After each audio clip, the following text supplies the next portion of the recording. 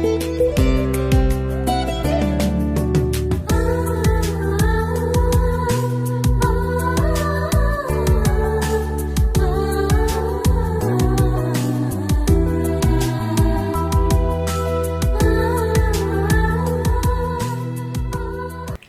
ప్రతిదినం అనే ఆధ్యాత్మిక కార్యక్రమానికి మిమ్మల్ని అందరినీ కూడా ప్రేమతో ఆహ్వానిస్తూ మీ అందరికీ నా హృదయపూర్వక వందనాలు తెలియజేస్తున్నాను.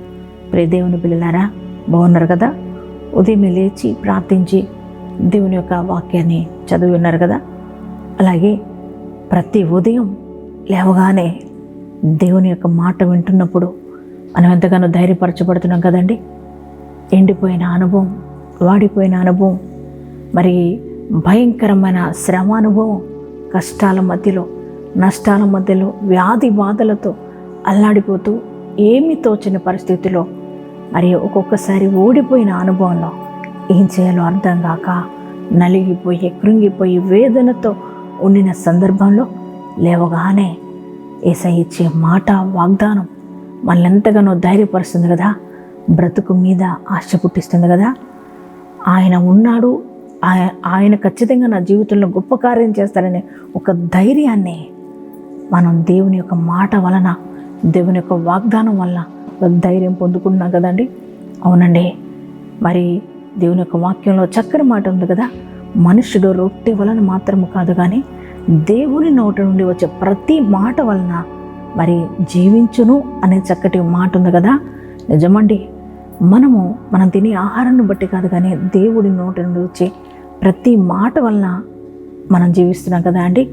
ప్రియ పిల్లలారా, మరి ఈ ఉదయకాలం కూడా ఏ బాధలో ఉన్నారో, ఎటువంటి వేదనలో మీరున్నారో, ఎటువంటి కృంగిదల్లో ఉన్నారో నాన్న, మరి మీ యొక్క పరిస్థితిని చూసిన ప్రభు ఈ ఉదయకాలం చక్కటి వాగ్దానాన్ని ఇచ్చి నేను బలపరచాలని ఆశిస్తున్నారు. చక్కటి వాగ్దానం మనకిచ్చారు. ఆ వాగ్దానం ఏమిటో చూద్దాం. యోబు గ్రంథము 36వ అధ్యాయము 15వ వచనాన్ని చదువుకుందాం. శ్రమపడు వారికి కలిగిన శ్రమ వలన ఆయన విడిపించును. Praise the Lord. ప్రియ దేవుని బిడ్డ, మన దేవుడు ఎవరంటే, మనం శ్రమల్లో ఉన్నప్పుడు, మనం ఉన్న ఆ శ్రమల్లో నుంచి మనల్ని విడిపించే దేవుడై ఉన్నాడు. ఎంత గొప్ప దేవుడో కదా. ప్రియ దేవుని పిల్లలారా, మనం శ్రమలో ఉన్నప్పుడు, మనం శ్రమ పెట్టబడుతున్నప్పుడు, ఆ శ్రమను మనం అనుభవిస్తున్నప్పుడు, ఆ శ్రమలో మనల్ని ఉంచే దేవుడు కాదండి మనం ఆరాధిస్తున్న దేవాది దేవుడు. మనం ఆ శ్రమలో ఉన్నప్పుడు మనల్ని చూచే దేవుడు, మనల్ని పట్టించుకునే దేవుడు మనం ఆరాధిస్తున్న యేసయ్య. ప్రియ పిల్లలారా, నిజమండి, మన దేవుడు గొప్పవాడు, ఆయన శక్తిమంతుడు. చూడండి, ఇశ్రాయేలు ప్రజలు 430 సంవత్సరాలు ఫరో కాడి కింద మగ్గిపోయారండి. ఫరో మరి భయంకరంగా ఇశ్రాయేలు ప్రజలను శ్రమ పెట్టాడండి. ఎంత భయంకరంగానో వారిని శ్రమ పెట్టినప్పుడు ఆ శ్రమలో దేవుడు వారిని చూశాడండి. ప్రియ దేవుని పిల్లలారా, ఇదిగో వారిని ఆ శ్రమల్లో నుంచి విడిపించిన దేవుడు మనం ఆరాధిస్తున్న దేవాది దేవుడు. ప్రియ పిల్లలారా, నిజమండి, ఆయన గొప్ప దేవుడు, శక్తిమంతుడు. ఆయన మనం ఉంటున్న శ్రమల్లో నుంచి మనల్ని విడిపించే దేవుడై ఉన్నాడు. చూడండి, మన దేవుడికి ఎంత గొప్పవాడంటే, మనం శ్రమ పడుతుంటే ఆయన కూడా బాధను అనుభవిస్తాడండి. మనం అనుకుంటాం మనమే ఈ శ్రమను అనుభవిస్తున్నామని, నన్ను ఎవరు పట్టించుకోవట్లేదని, ఇంత శ్రమ పడుతున్నాను కదా, నన్ను ఎవరు పట్టించుకోవట్లేదు ఎందుకు, నా దేవుడు నన్ను చూడట్లేదు ఎందుకు అని మనం అనుకుంటూ ఉంటాం కదా. ప్రియ పిల్లలారా, మన దేవుడు మనం శ్రమ పడుతూ ఉంటే ఆయన చూసే దేవుడు, మనల్ని పట్టించుకునే దేవుడు మనం ఆరాధిస్తున్న యేసయ్య. మరి ఈ ఉదయకాలం మరి నువ్వు ఎటువంటి శ్రమ అనుభవిస్తున్నావు నాన్న?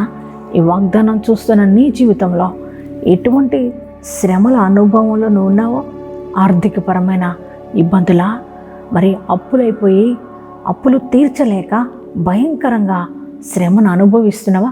అప్పులు వారు వచ్చి నీ మీద ఒత్తిడి చేస్తూ ఉంటే ఏం చేయాలో అర్థం కాక సతమతమైపోతున్నావా? అలాగే నీకున్న శరీరంలో ఉన్న అనారోగ్యాన్ని బట్టి, నీకున్న వ్యాధిని బట్టి ఒకవేళ శ్రమను అనుభవిస్తున్నావా? అయ్యా, ఈ వ్యాధిని భరించలేకపోతున్నాను, ఈ శ్రమ, ఈ వ్యాధి వలన వచ్చే ఈ శ్రమను నేను తట్టుకోలేకపోతున్నాను ప్రభు అని బాధపడుతున్నారా? అలాగే మరి నీ యొక్క జీవితంలో వివాహమైంది కానీ బిడ్డలు లేకపోవడాన్ని బట్టి నీ ఇంట్లో ఉన్నవారు నిన్ను శ్రమ పెడుతున్నారా? అనేక రకాల మాటల చేత, అనేక మరి నిందల చేత నువ్వు శ్రమ అనుభవిస్తున్నావా? నీ భర్తే కావచ్చు, నీ యొక్క అత్తమామలే కావచ్చు, ఒకవేళ నిన్ను శ్రమ పెడుతున్నారా అండి? ప్రియ పిల్లలారా, అలాగే ఉద్యోగం లేకపోవడాన్ని బట్టి శ్రమను అనుభవిస్తున్నావా? ఎటువంటి శ్రమలు నువ్వు అనుభవిస్తున్నావు నాన్న? మరి ఉదయకాలం ప్రభు అంటున్నారు, నువ్వు ఎటువంటి శ్రమల్లో ఉన్నా నీ శ్రమలో నుండి నీ దేవుడు నిన్ను విడిపించబోతున్నారు. మరి గత సంవత్సర కాలంలో జరిగిన సంవత్సరంలో ఎన్నో శ్రమలు అనుభవించావు కదా. వివాహం కాక, మరి అలాగే బిడ్డలు లేక, ఉద్యోగాలు లేక, అనారోగ్య పరిస్థితులను బట్టి అనేక శ్రమలు అనుభవిస్తూ వచ్చావు కదా. అలాగే మరి కుటుంబాల్లో వచ్చే శోధన, బాధ, కన్నీరు, ఇవన్నీ భయంకరమైన శ్రమ అనుభవం.